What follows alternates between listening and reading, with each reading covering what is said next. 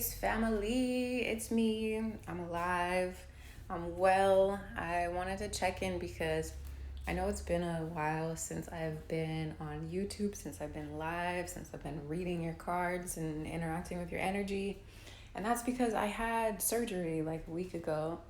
I've been going through like this crazy healing process, and um, a lot of like sad things happened. I found out that I was having a miscarriage and I needed surgery to assist like that process to get everything out of me and to like start over with my body. So I've been in a crazy healing process, like I mentioned before. And I had surgery about a week ago. Um, I had follow-up appointment yesterday. Everything's fine. Everything's doing what it's supposed to be doing. But like while all of this has been happening, I've really had to like lean into my healing practices and really focus on myself instead of being so available to other people. It's kind of like Virgo season. Excuse me. Kind of like Virgo season started early over here. I've been a hermit, like just really focused on my health and my healing. And like, I don't know if you can hear it right now, but I have a singing bowl playlist going on in the background right now. Sound healing, check it out, is one of the easiest ways to like raise your vibration. I just typed in what does that say? Chakra bowl healing. Um, and I just have that kind of playing all day long in the background. So it's like a passive way to just lift my vibration and to make sure that I'm feeling good, at least subconsciously. I also have my own singing bowl over here that I will play in the morning or when I wake up, and don't mind my finger there and the shot to my bad. So I've just really been like leaning into healing and making sure that I'm okay mentally, physically, spiritually.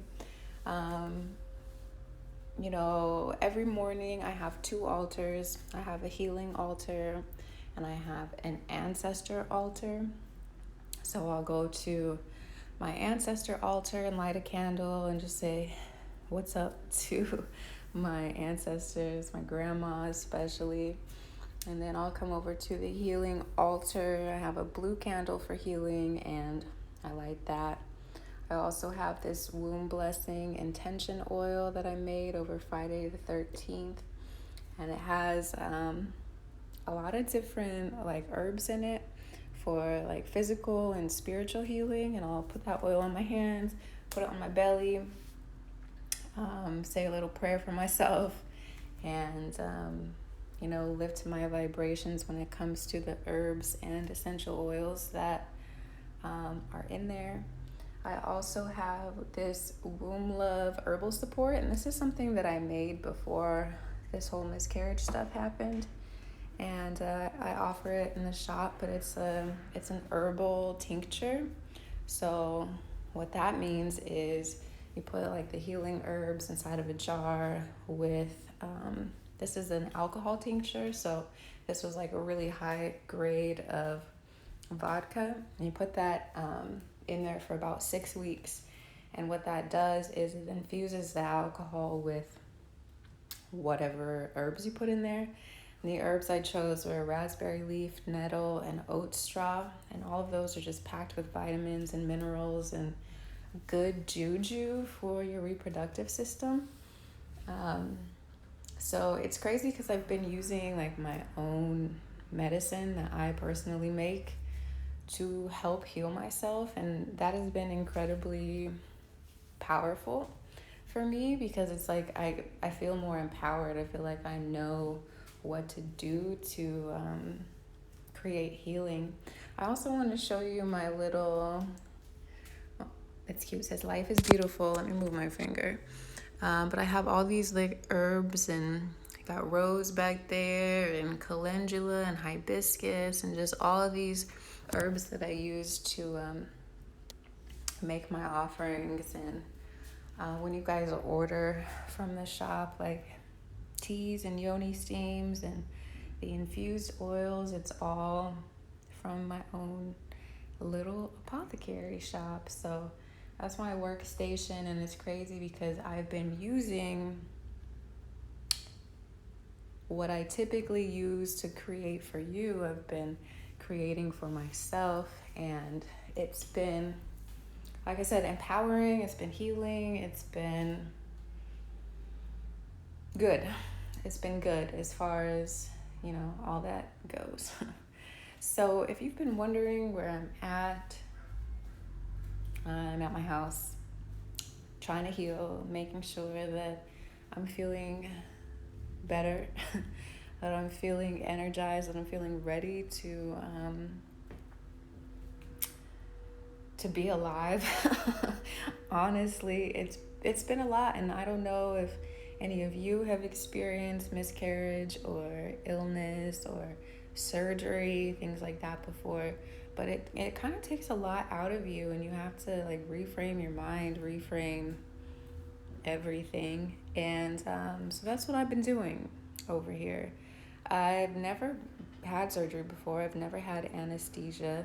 It was kind of crazy because you don't remember anything. They just come and they put something over they're like, put this over your mouth and nose, hold it there, take a deep breath, and then the next thing you know, I was asleep, and the lady was like, are you ready to go home? And it's crazy because they have you in like this waiting room after surgery for an hour, and they told me that they were going to do that I would be there for an hour. So I thought that it was going to feel like a long time. Like, why do I want to wait here for a whole hour, But the anesthesia had me so sleepy that I slept that entire hour, so they had to wake me up to get me to leave. So that part went well. As far as the D&C surgery went, the doctor said I didn't bleed very much, which is good. And they prescribed me Percocet, which I didn't end up taking. I just ended up smoking a little something. I had cramps. I had a little bit of cramps. There was obviously some bleeding for a while, but it really wasn't as crazy as I thought it was going to be. So that's good, at least. As far as, pregnancy and all of that goes, they were saying, I don't know if I said this already, but they were saying that after a D&C, your fertility rates go up, and the likelihood of a second miscarriage is a lot lower. That doesn't mean it won't happen, but it just means statistically it shouldn't happen. But, life is gonna life, and whatever the universe wants you to go through, you're gonna go through. So I've just been using my herbs. I made some matcha over here. It's just kind of sitting here marinating because I'm not really drinking coffee anymore. So this is the matcha powder I have. The reason I'm not drinking coffee is because it has too much caffeine, especially the kind that I like to drink. And it's really bad for your adrenal glands and your fertility as well. And, I am 32 years old, so I got to be a little more serious and aware of what I'm doing to my body and why. So after experiencing this whole miscarriage thing, I don't want to do that again. So I'm making some changes that will decrease that likelihood. So having more than like 50 milligrams of coffee a day is harmful to your reproductive system. So I've been using matcha.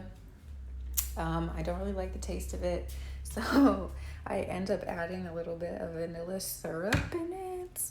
And then I put almond milk and ice and just sip on that instead of loading up on caffeine. Because I swear, y'all, like, when I tell you I love coffee, I was drinking like so many milligrams of caffeine a day. Like, I'm such an espresso girl.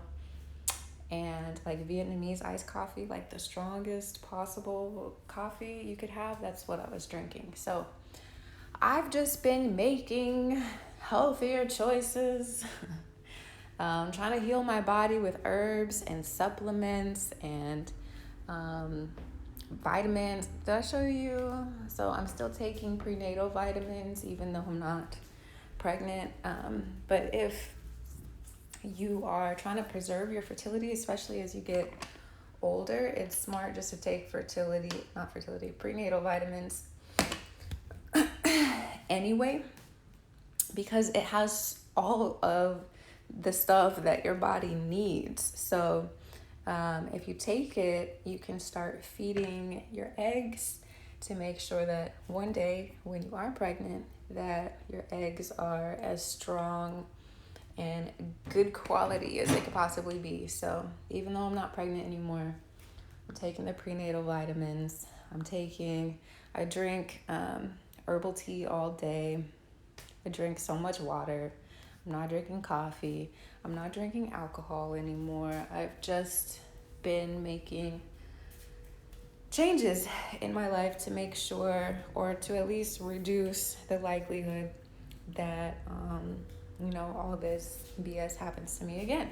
So yeah. I also read this book called It's All About the Egg. So if you're someone who has been struggling with fertility or you want to learn more about it, get that book. It's called It's All About the Egg.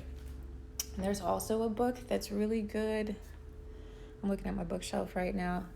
It's called The Fifth Vital Sign. I don't see it right now, but you should definitely read that too if you are someone who is wanting to know and learn more about fertility, if you've been struggling with fertility, or any of that. If you want to be a doula, help other people with babies and all that, then I recommend those books. Fifth Vital Sign. And what's the other one I said? It's All About the Egg. So I don't think there's anything else to talk to you about right now.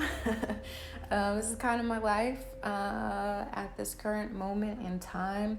I do want to get back to you guys, back to reading tarot and all of that. But I also want to do more. Like, I like reading tarot and I love interacting with you guys. But there's so much more to life than tarot. Tarot is a tool. It can help us to learn more about ourselves, where we're going, like how to get there, what we're missing. But sometimes we're using tarot like too much for things that don't actually matter. And not to toot my own horn or anything, but I know a lot about a lot. I have a master's degree in education, and there's so much I want to talk about and so much I want to teach about and so much I want to interact with you guys about. But it seems like a lot of you guys over here on this channel only care about tarot. So I'm trying to figure out how to expand our horizons over here on this channel and talk about other things too. Like, we can still do tarot, we can still chill and talk and or read your cards and all that, but there's so much more. I live in like the warehouse district of New Orleans, like really close to the French Quarter, and so there's always people and trucks and all that outside. But anyway, I want to expand. I want to talk about more. You guys let me know, what would you be interested in talking about? If, like, I could teach you tarot, I could teach you so many different things, man. I could even teach you English. I could be your English tutor on here. That's what I used to do before I quit. I was an English teacher for 6th, 7th, 8th grade, so middle school ages usually. In fact, some of you subscribe to probably some of my old students, so what up if you are, but you know, there's a lot about meditation, your subconscious mind. There's a lot about chakras and crystals and manifestation, about journaling, about sex and sexuality. Like, there's so much to talk about that I would love to interact with you guys on. So let me know what you are personally interested in, and we'll see if we can talk more about it sometime. Make sure that you subscribe, turn on the notification bell, because maybe even tomorrow I'll go live. I'm just trying to give myself time to like slowly integrate, to make sure I'm not moving forward too quick. But it could be tomorrow, or it could be the next day, or it could be next Monday. But whenever it is, make sure you have the bell turned on so that you don't miss it, okay? Anyways, I love you. Thank you for your patience. Oh, and thank you for all of you who have been sending donations, because I haven't been working. You guys might know that, tarot is my job, my apothecary is my job, and like when I don't work, I don't get money. I don't have sick days. I I work for myself. So thank you for the donations, the love donations. Thanks for looking out for me during this time while I've been healing. It's meant so much to me. And if you're interested in donating, I'm on Cash App as Boho Healing Co. I'm on Venmo as Boho Healing Co. I'll put all of that in the description. There's absolutely no pressure. You can support by liking the video, subscribing, sharing the video, following me on Instagram at bohemian_healing. I also have a podcast called Lover Goddess, and it's on Apple and Spotify. So there's so many ways to support, not just in terms of money. So if you got it, I would appreciate the support in any way that you can provide it. And I will talk to you soon, okay? I love you. Bye, y'all.